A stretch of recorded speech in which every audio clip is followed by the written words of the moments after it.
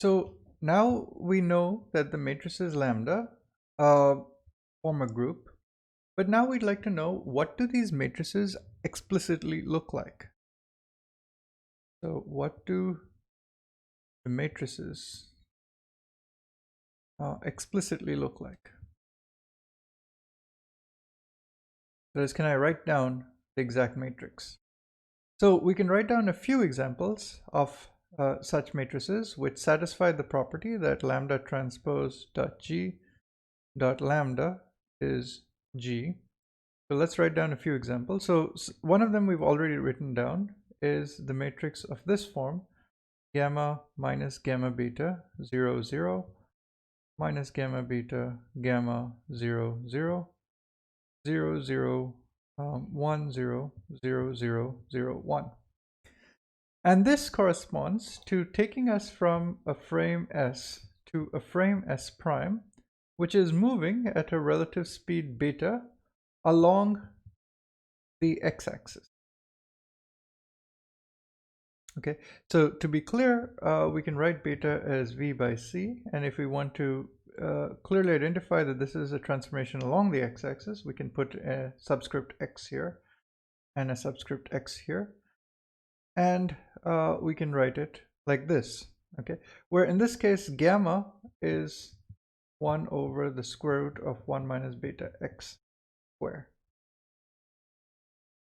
Okay, and so this transformation takes us from this frame S to this frame S prime. So this transformation is also sometimes denoted as Bx, which is short for a boost along the x-axis.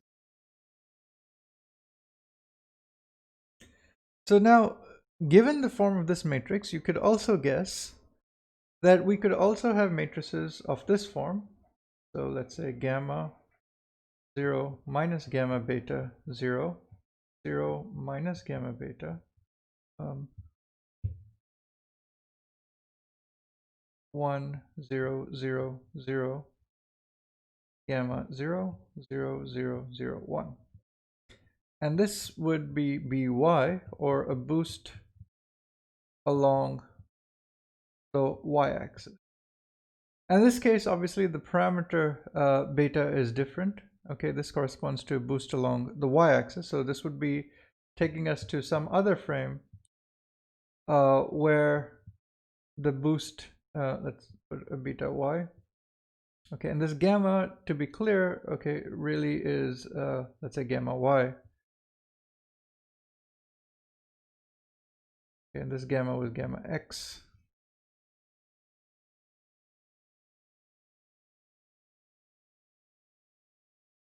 So beta y was is Vy by c, where S double prime is moving with respect to S at a speed Vy, and gamma y is 1 over the square root of 1 minus beta y squared.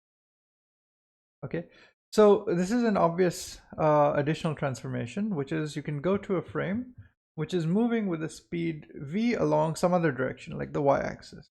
Okay, and similarly you can construct bz, okay, which would have non-zero entries only here and here, and everything else would be zeros. Okay, so this would be a boost along the z-axis. So these are obvious extensions of the transformation that we already wrote down. But in addition to these, you would also have matrices of this form. Okay, so let's let me write this down. So 1 0 0 0 0 cosine theta minus sine theta 0 0 sine theta cosine theta 0 0 0 0 1. And this is this corresponds to going from an observer or a frame S with axes, let's say x, y, and z, to an observer in a frame S prime whose axes are rotated in the xy plane. So this is x prime, y prime, and z is still in the same direction. Okay, and it's a rotation by an angle theta. Okay, so the y-axis and the x-axis have both been rotated by an angle theta. It's just a rotation in the xy plane, or it's a rotation about the z-axis. So this transformation, okay, is a rotation in the xy plane by an angle theta. Okay, so in this case, there's a continuous set of rotations where theta belongs to 0 to 2 pi.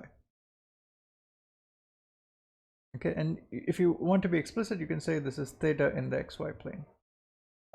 So of course, since in 3 dimensions, if you want to define a plane of rotation, that is the xy plane, you can also talk about the axis of rotation, because there's only one direction in space which is orthogonal to the xy direction. So sometimes this is denoted as a rotation about the z-axis by an angle theta, right? And so one important thing is that the transformations beta x, bx, by, and bz, they depend on a single parameter, in this case beta, where beta lies between -1 to +1. So there's an independent transformation parameter for a boost about the x direction. There's a separate independent parameter for a boost in the y direction, and a separate parameter for a boost in the z direction. Okay, strictly speaking, this is an inequality, not an equality, because you cannot have a well-defined transformation to a frame which is moving at the speed of light. Okay, so you need to be traveling at a speed less than the speed of light. And these transformations are of rotations must be between 0 to 2 pi, because 2 pi is the same thing as a rotation by 0. And similarly, you can write down transformations. You can write down transformations for rotations in the YZ plane by an angle theta, and a rotation in the XZ plane by an angle theta. Okay. So this gives us a set of 6 basic operations involving continuous parameters.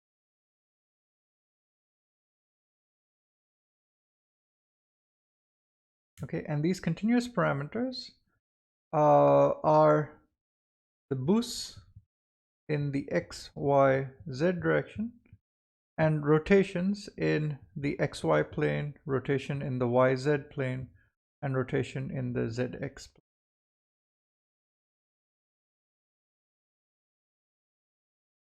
Now, in addition to these continuous operations or continuous transformations, there are also transformations, two discrete transformations which don't depend on any continuous parameter, which also belong to the group of Lorentz transformations.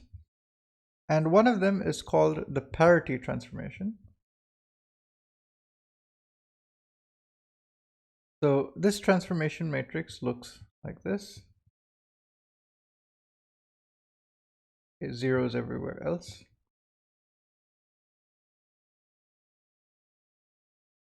So this is a transformation lambda. It's called, it's given a particular symbol. It's called lambda p, or sometimes it's just denoted as p. Okay, but this belongs to that set of matrices lambda, which satisfy the property that lambda transpose G lambda is G. And what this transformation does is it takes you from an observer who has axes x, y, z, and it transforms this to an observer who has all his axes, his or her axes, flipped with respect to the first observer. So if this is an observer S, you go to an observer S prime who has axes which look like this. Now, the interesting thing about this is this set of axes of observer S prime cannot be achieved from observer S's axis just by a rotation. So even if you make a rotation in the XY plane, you will manage to rotate the XY axis so that, so if I rotate the X axis and Y axis by 180 degrees, I can align them with the axis of observer S prime, but the Z axis will still point in the opposite direction. And the reason for that is that observer S has a right-handed coordinate system.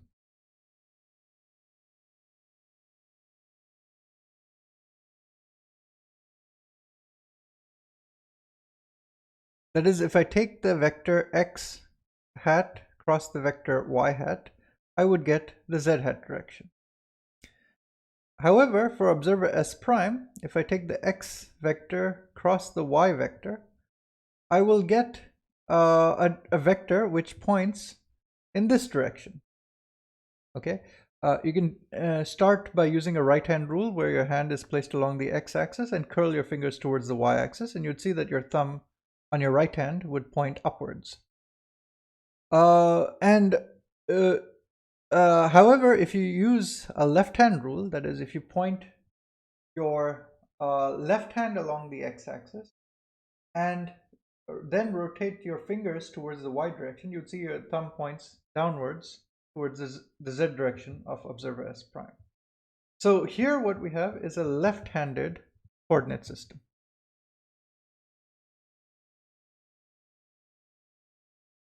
Okay, something that cannot be achieved by just a rotation. And this parity operation, okay, is a transformation that takes you from a right-handed coordinate system to this kind of left-handed coordinate system of observer S prime. And finally, there is one more discrete transformation that we can make, which is called a time reversal transformation.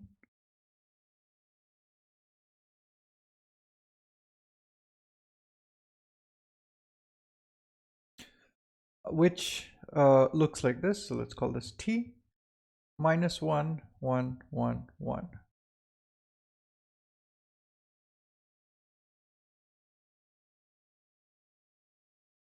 Okay, and what this transformation does is it takes us from an observer S who measures time in one way. So if you have an event at t is equal to 0, a future event they label as t is equal to 1 second, and a past event is labeled as t is equal to minus 1 second. Now you switch over to an observer S prime, and this observer S prime just measures their time differently. Okay, they choose to label past events by positive times and future events by negative times.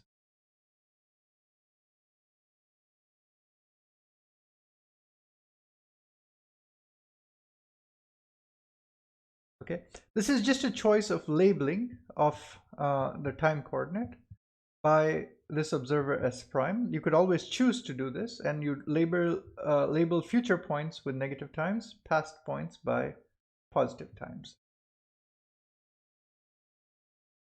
So this transformation is called a time reversal transformation, and it doesn't physically mean that you're reversing time. It's just that you're labeling your time coordinates, or observer S prime is labeling their time coordinates differently than observer S. Now, I'll state something without proving it. That is, any element of the Lorentz group, that is any matrix lambda that satisfies, these are 4 by 4 matrices lambda that satisfy the relationship lambda transpose dot g dot lambda is G. Any element of this group can be written as a combination of either a boost rotation or parity, and parity time reversal operation. Okay, that is, I can construct some matrix lambda, which let's say looks like, let me make a boost in the x-axis. Let's start this way. So let's make a boost about the x-axis by a parameter beta x. Let's make a boost about the y-axis by a parameter beta y. Let's further follow this by a rotation about the z-axis, or let's say again about the x-axis, or in the xy plane by an angle theta. And let's follow this with a parity operation. Okay, so you can imagine this combination of operations, and this combination of operations again will belong to the Lorentz group. And in fact, you can generate any operation in the Lorentz group, that is matrices which satisfy this property, by a combination of boosts, rotations, the parity operation, and the time reversal operation. So rather, probably the correct statement here is can be written as a combination of not either, but boosts, rotations, the parity operation, and time reversal operation by a composition of, rather than a combination, a composition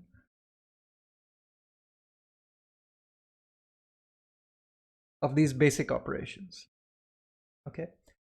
Now, the other interesting thing is that if you look at this defining property of this Lorentz group, the defining property of the Lorentz group is lambda transpose dot g dot lambda is equal to g. Now, if G was, well, if we know what G is this matrix. Okay, and this matrix has this peculiar property that one of them has a positive sign and the other three have negative signs.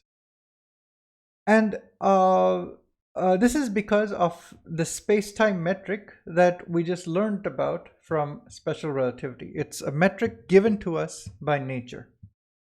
Okay. However, if G were of the form plus 1, plus 1, plus 1, plus 1, then the matrices lambda would satisfy the property that lambda transpose dot, that is, if this was an identity matrix 4 by 4, then the matrices G would satisfy this property. Sorry, the matrices lambda would satisfy this property. Or in other words, lambda transpose dot lambda would be an identity matrix. Okay. In other words, lambda would be 4 by 4 orthogonal matrices. Okay.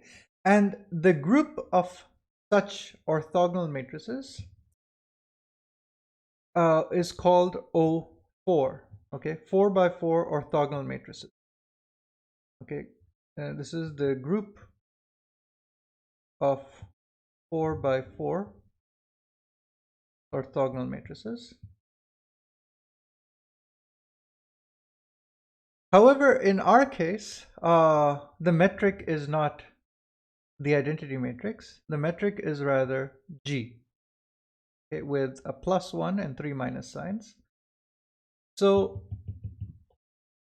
with the metric G, lambda satisfies lambda transpose dot G dot lambda G.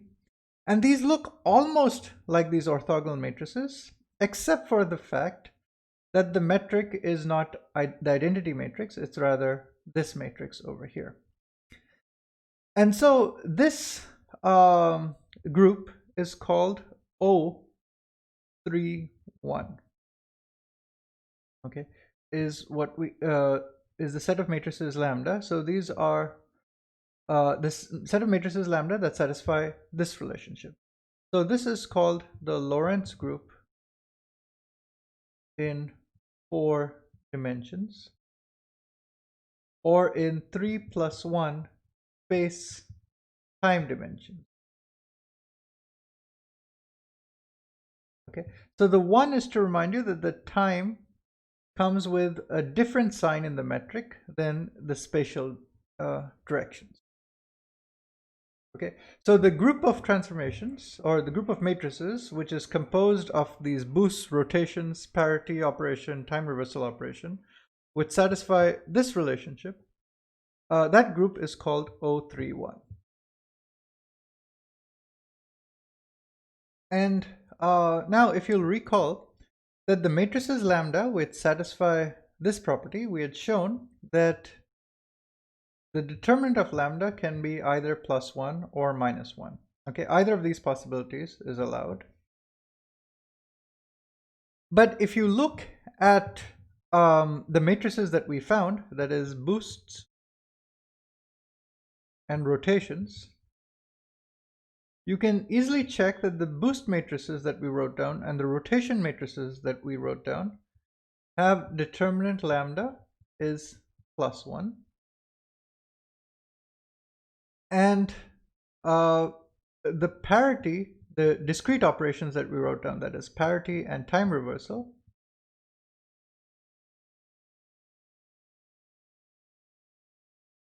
those have determinant of lambda as -1. So a general element of the Lorentz group can be constructed by a combination of boost, rotations, parity, and time reversal. And therefore, a general element of the Lorentz group can have either positive determinant or negative determinant.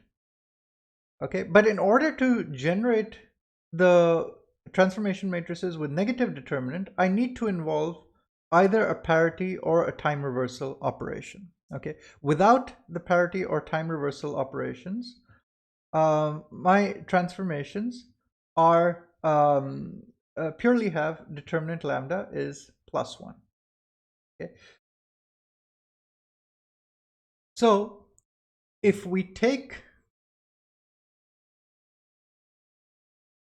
the subset of Lorentz transformations with determinant lambda equals +1, okay, then we would get what are called proper Lorentz transformations. Okay. Or sometimes these are called special transformations. And the group is called SO31. Okay, this is a subgroup of the Lorentz group. That is, it is a subset of elements of the Lorentz group which satisfy all the group properties. Okay, so the operations are closed within this subgroup, and all these matrices have this additional restriction that the determinant of lambda is positive. But you can see that this doesn't completely restrict you from having parity and time reversal operations. That is, I could have a combination of parity multiplied by time reversal, and this would give me a matrix like this. Okay, so where I both flip all my axes as well as flip my time axis. And so I flip my spatial axis as well as my time axis. So if we make one more additional restriction, that is, if we take the top corner element, okay, that is, this element is denoted as lambda 0, 0, top left element of the matrix is lambda, and we require that lambda 0, 0 is positive. One more additional constraint.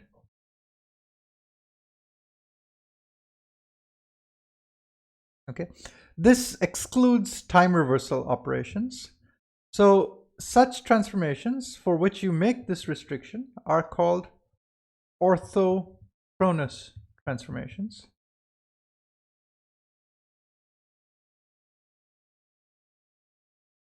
So if we restrict it to be both proper, that is, determinant of lambda is positive, and we make the restriction that the transformations are orthochronous, that is, we don't have time reversals, then we get the subgroup of what are called proper orthochronous Lorentz transformations.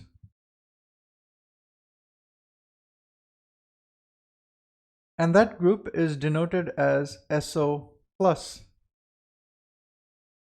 3,1. Okay, the plus tells you that the time has a positive orientation. Okay, future is denoted as positive and is always positive under transformations. So this set of proper orthochronous Lorentz transformations is generated only by boosts and rotations. Okay, so combinations of boosts and rotations will give us all the elements of what is called the proper orthochronous Lorentz group. And this is a subgroup of the full Lorentz group, which has the parity and time reversal operations also.